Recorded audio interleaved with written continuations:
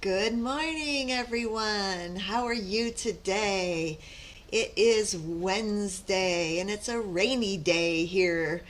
It's not going to warm up very much, but the rest of the week should be pretty good. All right, let's go ahead and start out with yesterday's lesson. Let me pull this up for you. All right, so yesterday was Philippians 2:5, and we talked about in your relationships to one another, have the same mindset as Christ Jesus. So I just did a little picture of a little wreath there with the words inside of it, and I tried to mimic those flowers up on top. Not a very good job, but that's okay. The important thing, as we keep saying, is the words. The drawings are not what's important. What's important are the words and how you feel when you are reading those words. So let's remember that we need to seek God's guidance about every aspect of our life. That's what's going to make the difference in our life. All right. Good morning. Good morning. We got several of you on this morning. Thank you for joining me. Let's see here. I just want to make sure I'm in the right place. There we are. Okay. All right. So today's lesson is in Luke. It is Luke 1, verse 75. And it says, to enable us to serve him without fear in holiness and righteousness before him all of our days. So this verse is leading up to this verse is the story of the prediction of two births by the angel Gabriel. Despite being pretty old, Elizabeth and the priest Zechariah had their son, who now needs to be named. So Zechariah at first doubted the message of having a son, and he was stricken mute. Elizabeth then named her son John, and they didn't understand why she had named her son John, because nobody in their family was named John. So they turned to Zechariah and they asked him the name of the son, and he also writes down John. And then immediately he was then able to speak again, even though he had been mute since the angel had told him he would be having a son.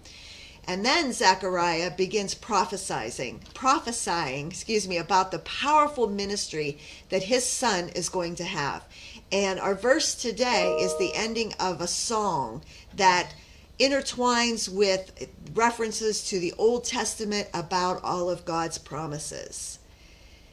One of the things they're talking about in this verse is the fact that until Jesus came, the people of God lived in fear of him.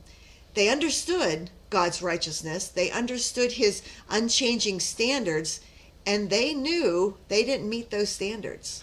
Only the high priests served in God's temple. The people had to obey the laws. They were slaves to the laws. They didn't have a personal relationship with God. And since they couldn't go to God, he came to them, and he came to us through his son, Jesus Christ. He became like us so that we could become like him through faith. And now we can enjoy fellowship with him anytime we want, right? He transformed us from weakness and slavery to deliverance from sin. He transformed our infections to serve him without fear. In the Old Testament, Israel served him because of their fear. They were afraid of him. But we serve him with love. We serve him by worshiping and praising and serving others. And we serve him without fear. I pray that you feel that inside you at all times, that you know that he is a God of love. We do not need to fear him. We need to love him and show that to everyone else around.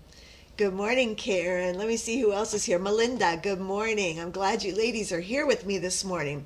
Let me know what this verse spoke to you, how it spoke to you, what your devotions are going to be about today, and comment them in the chat. Also, if you're following this and you're watching it on replay, please type in replay and make sure you like the video so that we know that you watched it.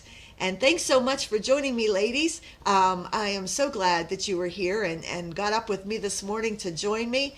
I have loved watching and seeing all the devotions that are going on in the group. It just makes my heart just burst with excitement, knowing that you all are praising and worshiping Him through your devotions, through your journaling, and through the work that you're doing with others. And I thank God for that every day.